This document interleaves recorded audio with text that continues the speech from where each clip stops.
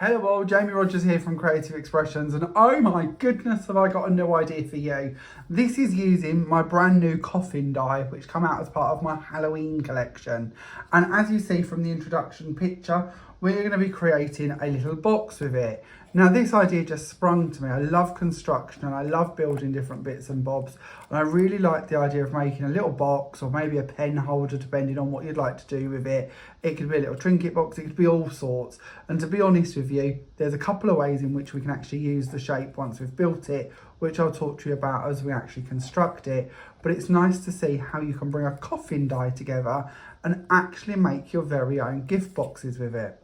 Now, of course, this isn't a box die, so it's going to take a little bit of fiddling about to create. But what's nice to know is obviously with the coffin die set, as you can see, you've got 6 different size options. Now I'm going to stick to the largest for my construction, and that's going to fit perfectly when we come on to looking at the Hexagon canvas die as well. Believe it or not, quite a miracle, wasn't planned, but it does work. Obviously, the smaller you go, then it's going to get more fiddly as well. But it might be worth looking at these as different components to construct with, more than just the box I'm looking at. And I have a feeling that once I've sort of shown you this concept, you're going to run with it and come up with your own ideas. So as I mentioned, we're not going to use them ones. We're just going to be using the largest. And I've already gone ahead and I've cut 2 of these already. And as you can see, I've scored them just across from each point on both pieces. Now this doesn't actually match up with a centimetre or an inch score line on my boards, so I've just held it in place and I've gone from each corner point on each one just to make it into that 3 panels, and that's how we're going to form our actual box. Now obviously if this was a traditional box die, we would have tabs and we would be able to glue each of the tabs together. We don't have that luxury because we're obviously working with something that wasn't intended to be a box. But do you know what? That's what I love, because it's actually creating and building and coming up with a fresh idea from something that we didn't expect, and value for money wise gives us a whole new idea of what we can be creating with this one set of coffin dies. So what I'm going to do then to build my actual piece is I'm going to take some strips of just ordinary copier paper, and these are cut to the same width as my double-sided tape. And these are going to be the bits that are going to hold our panels together. So I know that I'm using about a 12mm double-sided tape. So I'm going to take my tape and I'm going to place it all the way down the copier paper. And the reason I'm doing this is because we could just use the tape directly, but then you're going to, when you open the box, you're going to have the shiny back side of the tape shining into the box. And if we choose to use it as a pen pot, that's going to be quite evident from the top that you've got this sort of shiny join going on. And we don't really want people to see that. Also, the top of the tape is obviously designed to come away. Not that that's ever that easy, but it is designed to come away. And we don't at any point want the box coming undone because of the top of the tapes come off. So by taking this part off, which as I said, never is easy, especially when you've stuck it onto a piece of paper, because there's very little to pull against. But we will persevere, we will get rid of it. Here we go. And here it comes off.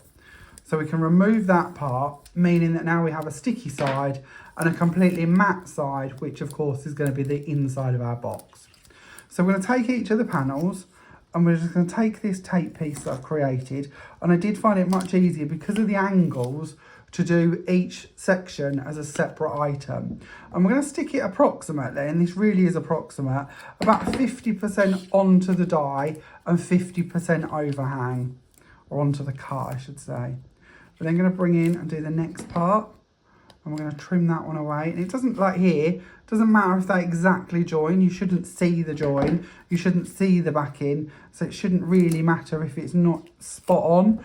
We just don't want any parts of the box giving way. Then we can trim that part off and we can use that for the next side. Then all we're going to do is bring in the next one and we're going to match them up perfectly at the bottom. We're going to bring that over and we're going to join that to the side. So straight away, that seam is flawless. There's no sticky, there's no evidence, no problem. Then we're going to take the next one and we're going to bring that up and just make sure you get it right. There's no rush, and especially with double-sided tape, you've got that second to sort of play before you squidge it down. So then we're going to put the next line together, and then we're going to go across the top and we're going to join that up. And it is as simple as that. and you are just going to keep doing this. And for my box, you want 6 of these, and you're going to go round in a circle, just joining them together. And once you've completed that, you will end up with a diamond, basically, or a sort of diamond. And this is what I mean about how you wish to create with it and what you'd like to do with it. Obviously, taking from our first panel, we've got quite a choice now. To me, in this format, it looks a bit like a plant pot, which I think is quite cool. If you wish to, like I did on my box, we can bring in a larger hexagon and we can attach that to the bottom. Now, there's nothing to join here, so you would have to put some card in there to anchor, maybe just a couple of little bits of L, like an L-shaped piece of card on each one, and then glue it down. But at this stage, if I hold that to you, I start to feel that this looks a little bit like a coffee cup. And you could add a handle on there and turn that into a cup if you would like to. Or again, it could be a pot. You could cut the top of this off so that you don't have to have that round the edges, and you could have a larger pot with a larger opening. So again, something else we could do with it. Or how I actually did mine was I took some glue and I put the glue across the bottom here and I stuck it that way onto a hexagon. And instead that way we've got our larger pot, which if I bring back in my one, gives you the idea of what I was doing here. Then I've gone round it and I've decorated it with my butterfly corner. I've also added on some of my daisy blossoms. I've also used some of the extra hexagons on the top here from my different canvas dies as well. I've also added a ribbon around the side here, and that's quite nice because again, I've attached the ribbon with a line of double-sided tape all the way around. I've hid the join under my flowers, and that will give the box more strength. It's holding it from the outside, not only on the inside, which is quite handy. Now for the lid of my box, because obviously we can leave it open, we can have our pen stand in there or anything else that we'd like to, but I did think it would be quite nice to make a lid. And I promise this is no way, shape or form planned, but it works perfectly. This is my hexagon canvas die. Now normally we would follow the score lines, it's going to score and cut for us, and we would build this up, and we would do the same on this side, using a bone folder to burnish the creases as you go. And we would glue that little tab into one side and we would glue that back part over, and we would build up our little canvas. So it's got like a panel on the back here that we can then stick that onto our project because it's got that area to put them on. And I do lots of different canvas dies in lots of different sizes. But this one, instead of actually leaving that back bit up, instead glue the tab in and then fold these pieces down.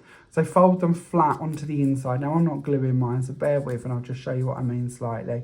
But just glue them so they go flat down onto the inside. Again, you could trim them off if you want to, but because we're folding them down on the inside, wherever the tab's gone across, that little tab here, that's going to cover that up and it's going to hold that in place. And it will give the lid more strength because it's got double the weight to it, and it will hide them little tabs. And when complete, this is what we're looking at. So it's going to have that part go all the way around the side, and it is going to be the perfect size to pop on the top of the box. And it's as simple as that. Now, if you prefer, you can turn this over. And where I've pushed mine in slightly, so it's going down, so that I could glue it onto that larger hexagon down there, it has that little bit of pull to it. So we can actually pull that up. And then again, you could place the lid on the top here. You could possibly attach something to the bottom like we was talking about earlier. And you could have sort of more of an urn style to it if you'd like to. Again, here you might choose to put in a little wall or something to hold the lid on, a little hinge maybe, so it comes up. You know, there's a lot of different choices. But if you wanted to do some spooky Halloween decorations, this could be a little urn. Again, we could decorate it as a vase quite easily. It could be a type of pen pot. And that's before we start thinking about if there's any way, because I'm not saying there is or there isn't, of using this on its sides, or doing 2 of these and joining them together top and bottom. So you've got more of a large format standing sphere maybe. Actually looks a bit like the sphere at the top of The Sims, doesn't it? For any of you that have played The Sims, if you imagine 2 of them being joined together.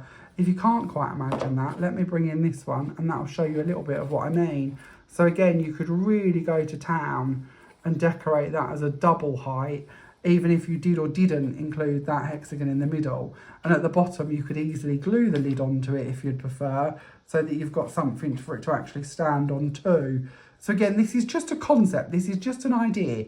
I'm just trying to give you something that you can play with and create and see what you come up with. But you could quite easily turn this into quite a 3D large format project, or as I said, leave it as it is. The choice is yours. I'll include little pictures of all of the dies that I've used, because there is a few. As I say, I've got the butterfly corner, I've got the daisy blossoms, I've got the hexagons at the bottom here, I've got the canvases. So I'll include all of the pictures at the end of the video so you can see the dies I've used. I would love to see what you create with this idea. So if you do take this on board and you do give it a go, please make sure that you share them with us on our closed Facebook group, which is Create with Jamie Rodgers and Craftmania. Or Create with Craftmania and Jamie Rodgers, I can never remember. But have a little look on Facebook, find us on the group, share with us what you've been creating with this idea, and I would love to see them. So do make sure you do that. Thank you very much for watching, and don't forget that all of the items I've shared with you are available from all good creative expression stockists worldwide. Thanks a lot for watching. Bye for now.